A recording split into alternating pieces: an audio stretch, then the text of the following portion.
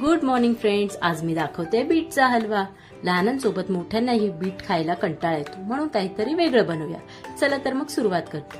प्रथम मी बीट स्वच्छ असे धुवून घेतले, मग दोन्ही बाजूनी कट करून घेतले आणि सोलरने सोलून घेतले आणि पुन्हा एकदा धुवून घेतले. मग ते मी किसणीवर किसून घेतले. मस्त असा त्याचा किस पडला होता.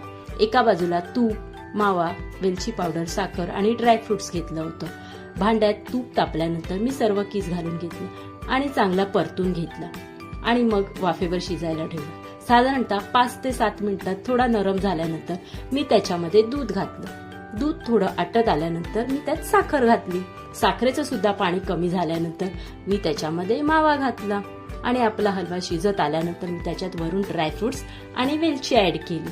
तर फ्रेंड्स, तुम्ही नक्की ट्राय करा आणि अशाच नवीन रेसिपीसाठी आपल्या चॅनलला लाईक, शेअर आणि सबस्क्राईब करा. तोपर्यंत बाय.